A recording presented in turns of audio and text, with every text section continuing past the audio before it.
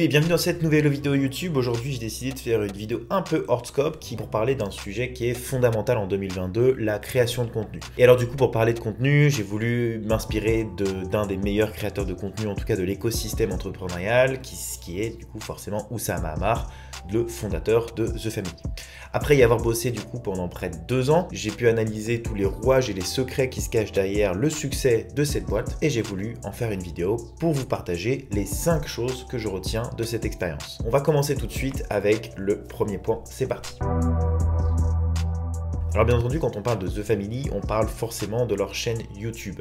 Mais ce succès s'explique pas seulement à la chaîne YouTube. Moi, ma chaîne YouTube, elle a mis beaucoup plus de temps à décoller. J'ai mis à peu près 1 an pour atteindre 1000 abonnés. Et il y a des petites choses qui se sont passées dans leur création de contenu qui sont hyper intéressantes que vous pouvez répliquer peut-être dans votre boîte. La première chose, c'est qu'il s'agissait de rencontres en présentiel. C'est-à-dire que les personnes qui venaient à The Family devaient se déplacer et sortir du bureau pour aller se rendre à un événement particulier. Ça entraîne plusieurs choses. La première, c'est que la plupart des personnes qui vont se déplacer dans les locaux de The Family sont la plupart du temps des gens qui sont très engagés.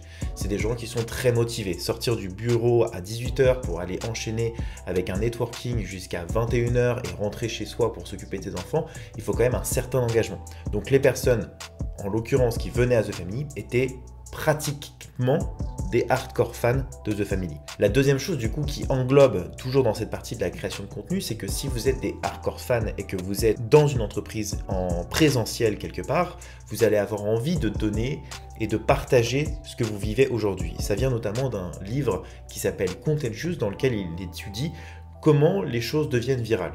Je vous incite à lire ce livre si vous ne l'avez pas lu. Et en tout cas, dans ces livres, ils disent que les personnes qui se sentent plus intelligentes, plus intéressantes que les autres, c'est un peu ce qui se passe avec les applications sport par exemple, ont envie de partager leurs résultats. Donc quand vous étiez à The Family, vous vous sentiez un petit peu bien entrepreneur, quelqu'un d'intelligent qui s'intéressait à des sujets, donc vous aviez envie de faire des partages, vous aviez envie de partager ça sur vos réseaux sociaux. Ce qui fait que c'est une métrique qu'on ne calcule pratiquement pas, mais le nombre de personnes qui sont venus à The Family et qui ont contribué à la réussite de The Family en faisant une story sur leur compte Instagram ou sur un post LinkedIn est juste exponentiel. La troisième chose dans la brique du contenu, si j'ai envie de dire, c'est que Oussama était très clivant dans les propos qu'il tenait. C'est-à-dire que chaque chose qu'il disait, c'était souvent cette chose et pas autre chose. Et c'est souvent les choses qui fonctionnent le mieux, malheureusement, dans la création de contenu, c'est d'être clivant.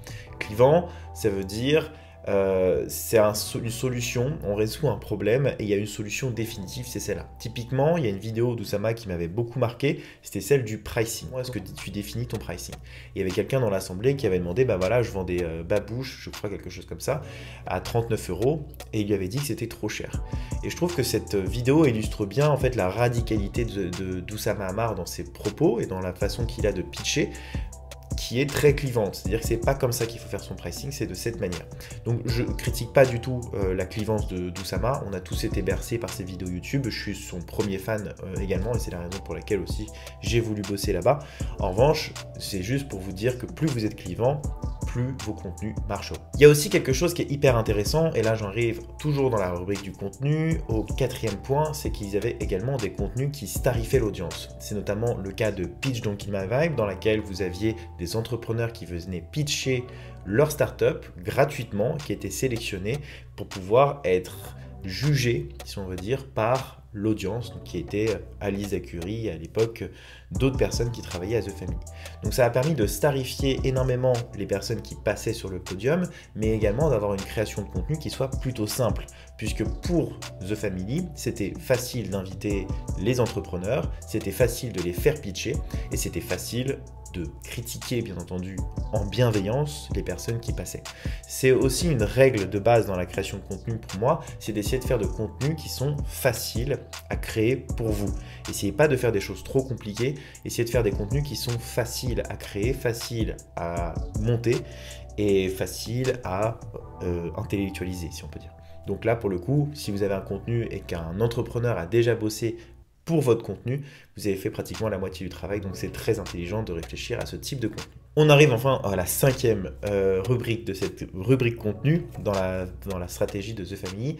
L'objectif, bien entendu, c'était d'inviter des superstars de l'écosystème entrepreneurial, même à l'étranger. Ils ont essayé de s'industrialiser, ce qui a contribué aussi à leur importance dans l'écosystème européen, c'est de pouvoir inviter des personnalités célèbres, donc des grands fondateurs d'entreprises.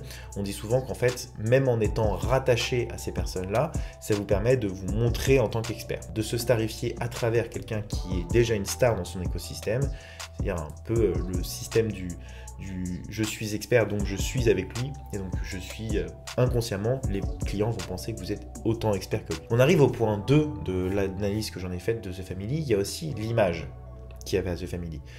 On parle souvent que une viralité, et encore une fois je reviens à ce livre, c'est que quelque chose qui est reconnaissable. Par exemple, si on parle des AirPods, à un moment tout le monde se foutait de la gueule des AirPods et des gens qui en portaient.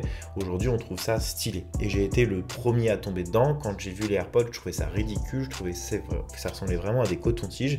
Et au fin de compte, quand j'ai voulu passer le cap de l'achat de AirPods sans fil, j'ai dû, j'ai fait mon benchmark et à la fin je suis tombé sur les AirPods. Pourquoi? Parce qu'en fait quelque chose qui est identifiable, qui est reconnaissable, on a envie, par définition et par défaut, c'est le meilleur choix possible. Donc à travers leur design un petit peu loufoque, j'ai envie de te le dire, ils ont réussi à mettre en avant une identité qui était propre à eux et dont les personnes avaient très rapidement la capacité de reconnaître à travers une photo, à travers une vidéo, n'importe quel contenu dans lequel ils allaient créer leur vidéo. Dans la partie image, ils ont également été inspirés par tout l'écosystème entrepreneurial des États-Unis, c'est-à-dire la culture. C'était share, dare et care, donc c'était 3 valeurs qui leur étaient propres. Le sharing, ça veut dire partager autant que vous pouvez. Une phrase là-bas qui disait pay it forward, c'est-à-dire qu'on donnait énormément pour recevoir ensuite. On n'attendait pas forcément de retour, mais on se disait que tout simplement, donner 1000 € à un de ses potes pour qu'il monte sa boîte et dans 10 ans, si ça te rapporte 10 000 €, tu es déjà très content, tu as fait confiance à un de tes potes et il te l'a rendu en x100 après. Donc c'est l'idée de donner pour recevoir qui est, je pense aujourd'hui, et c'est bien dommage, une caractéristique qui existe de moins en moins dans l'entrepreneuriat, donc à conserver. C'est pour ça aussi que je voulais rendre hommage à The Family, parce que ça nous manque énormément d'avoir du présentiel, d'avoir ce type de culture dans l'entrepreneuriat. Il y a aussi bien entendu le DARE, donc oser, entreprendre, et ils avaient un slogan qui était Anyone can be an entrepreneur, et moi je pense qu'aujourd'hui c'est totalement vrai, ça c'est mon avis, n'hésitez pas à me dire en commentaire ce que vous en pensez, mais en tout cas je pense que tout le monde peut être entrepreneur, mais en revanche, c'est pas n'importe qui peut devenir entrepreneur, parce que ça demande énormément d'engagement, ça demande énormément d'organisation, énormément de pression également. Donc leur credo, c'était que tout le monde pouvait devenir entrepreneur, mais il fallait pour ça avoir les qualités nécessaires pour le devenir. On enchaîne tout de suite avec la troisième partie dont je voulais vous parler, c'était la gratuité. Alors on se pose souvent, et moi je pense que je suis l'un des seuls aujourd'hui, l'un des rares aujourd'hui à donner autant de contenu gratuit, par exemple, que ce soit sur ma chaîne YouTube, sur mon profil LinkedIn ou même sur mon groupe Facebook, je vous mets le lien en description. Et je pense que la gratuité a été hyper intéressant pour la réussite de The Family. Moi quand j'étais un jeune entrepreneur, j'étais le premier à regarder leur première vidéo de coup d'état, je ne sais pas si certains ont entendu, c'est-à-dire qu'en fait, si vous voulez, on appelait ça des Best Friends Forever à The Family, qui étaient des micro-entreprises qui circulaient autour de The Family.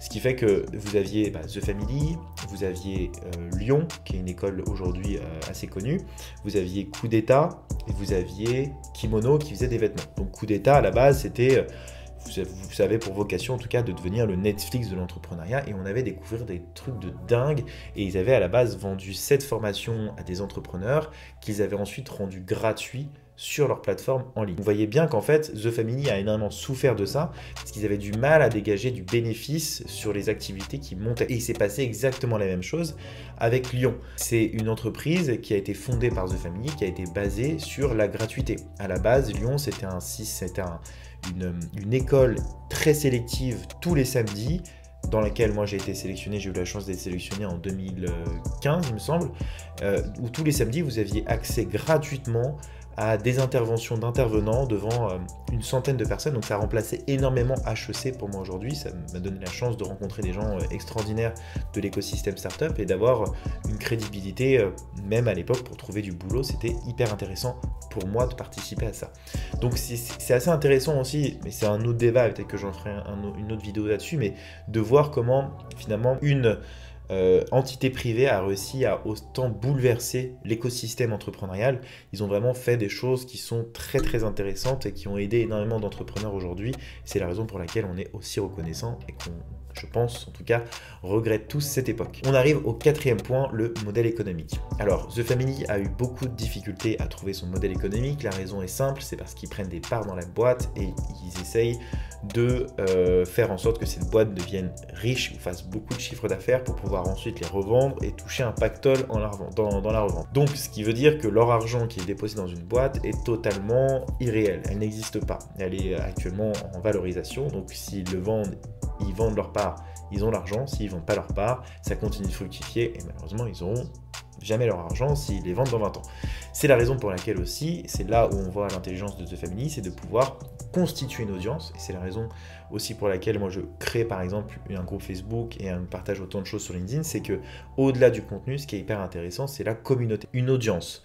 L'audience, c'est ce qui va vous permettre de vendre à peu près n'importe quoi. Et c'est la raison pour laquelle la plupart des succès des boîtes qui ont été lancées par The Family, donc que ce soit Lyon, Coup d'État, que ce soit Kimono ou même Iconoclast, sont des boîtes qui ont réussi parce qu'elles ont été, et elles ont profité plutôt de l'écosystème global de The Family. Donc ça peut être n'importe quoi, mais c'est aussi l'avantage de rentrer dans The Family à l'époque. Je ne parle pas que des BFF, mais aussi des entreprises de manière générale, de rentrer à The Family, d'avoir un message sur un Slack, dans un Slack de The Family d'un investisseur pour un entrepreneur. En 2 minutes, tu pouvais lever plusieurs millions d'euros. Donc c'est assez intéressant d'aller dans cette boîte-là.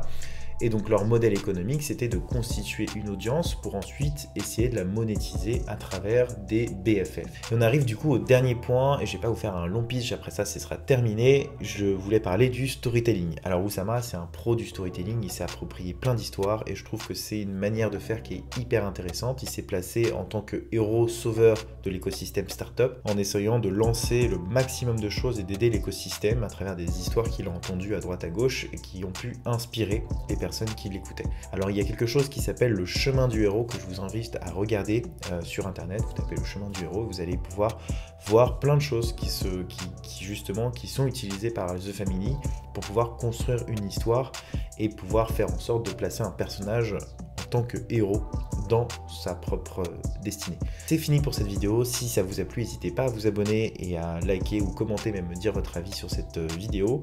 Moi j'étais ravi de la faire et j'espère que vous avez pu apprendre quelques petites choses. On se retrouve dans la prochaine vidéo. À bientôt. Salut!